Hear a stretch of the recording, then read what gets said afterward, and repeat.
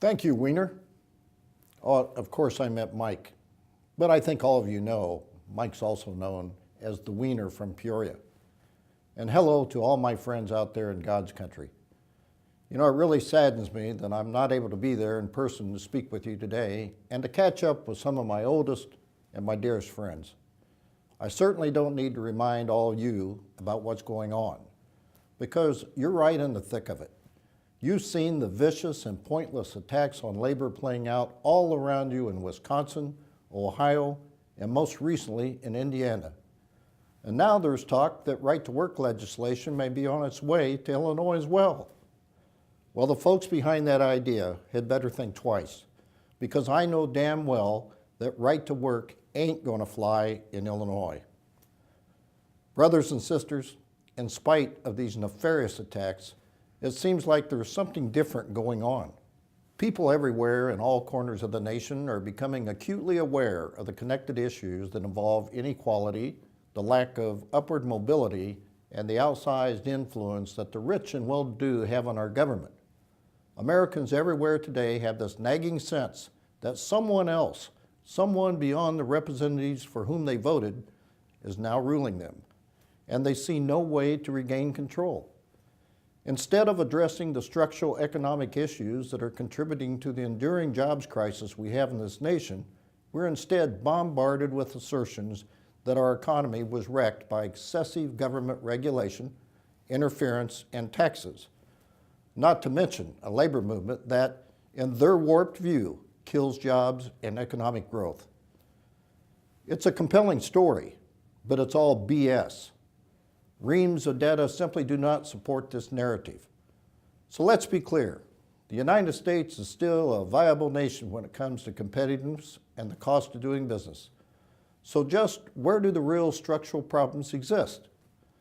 The answer to that is pretty evident. A deficiency of investment. And I'm talking about investment in both infrastructure and in human capital. In other words, the big shift in the United States over the past few decades is not attributable to a rise in regulations and taxation, but rather a decline in investment. And investment is the critical engine of long-term economic growth. Brothers and sisters, let me share a story with you that demonstrates just how far afield the Republican Party has allowed itself to be dragged by a shadow elite of conservative special interests. The story begins with the nation still recovering from a crushing recession that sent the national unemployment rate over 9% for 2 straight years. The president, being mindful of the negative impact that escalating deficits can have on economic growth, is pushing bold actions to get our national debt under control. Utilizing the language of what some would call class warfare, the president calls upon Congress to end wasteful tax breaks and loopholes for the wealthy. We're going to close the unproductive tax loopholes that allow some of the truly wealthy to avoid paying their fair share, he says to a crowd in Georgia. Such loopholes, he says, sometimes makes it possible for millionaires to pay nothing while a bus driver is paying 10% of his salary. And that's crazy. Do you think a millionaire ought to pay more in taxes than a bus driver or less? The crowd, sounding every bit like the protesters from the Occupy movement, roars back, more. Well, brothers and sisters, the year when that story took place was 1985, and the president who said those words was none other than Ronald Wilson Reagan. Now, today's Republican Party may worship Reagan as their patron saint, but let's be clear. The GOP of today has undergone a radical transformation that is now organized around the grotesque proposition that I've got mine and to hell with everybody else. And it's this attitude that actually speaks to the second critical challenge that faces our nation today. Today in America, we not only have an income and wealth gap, but we also have a mobility gap. And both of them are tearing at the fabric of America. Conservatives are fond of saying that our system is fair because anyone can climb the ladder of success, but the evidence suggests America has become less mobile. And it is here where an opportunity exists for the labor movement to draw a messaging frame around the escalating lack of mobility in America that can perhaps help us connect with reasonable lawmakers on a different plane. And that messaging frame goes like this. We need to vividly tell the story of how the IBEW and all other labor unions today are far different than what many lawmakers may perceive in their minds. While some on the extreme fringes seem skeptical of capitalism, we are not. Yet there is compelling evidence to suggest that we see today, especially when all around us we see a race to the bottom business model, is not capitalism, but a mixture of exploitation, cronyism, and corruption. We don't like to see class warfare play out any more than conservatives do, but the continued advocacy of this race to the bottom mentality, along with lawmakers that offer both explicit and implicit support, sends a strong signal that reads like a conspiracy between wealthy special interests and the rest of us. But we also have to show them that we have a better way. This is an important moment for all unions. The labor movement's fundamental message of standing for economic balance is in sync with the moment. But while most people appreciate the contributions of unions, right now we're not being viewed as a fresh, effective force for positive change. And as we all know, there's no shortage of people and organizations working to undermine unions at every turn. Strong majorities of Americans believe it would have a negative effect if, quote, unquote, there were no more unions. And yet, less than 50% of American adults say unions share their values.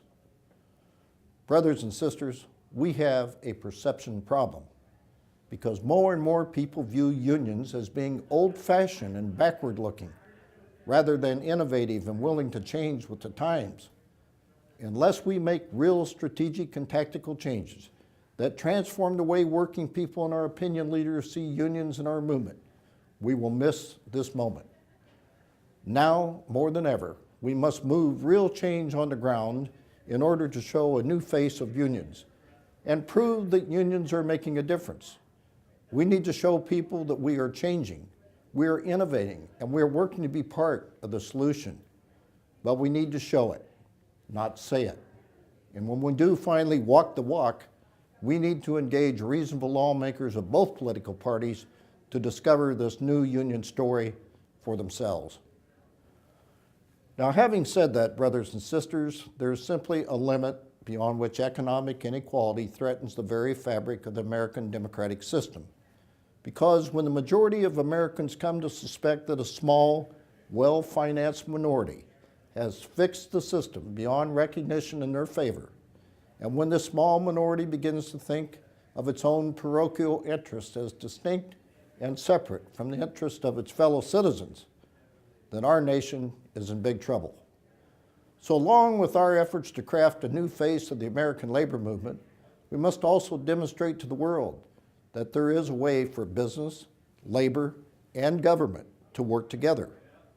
Because absent such cooperation, we will soon find ourselves in a moment of real danger. Our task, brothers and sisters, is to help folks understand what our nation needs. Is a return to a long-forgotten America that is fiscally sound, socially and economically balanced, and politically stable. And unions are central to that equation. We are in the midst of a transformative and a destabilizing era. We must confront these challenges in the spirit of cooperation and innovation. Otherwise, we are undeniably doomed to fall apart. And in that sense, the promise of Barack Obama's 2008 campaign has indeed come true, for we are the change that we've been waiting for. So what are we waiting for? Thank you, and God bless each and every one of you.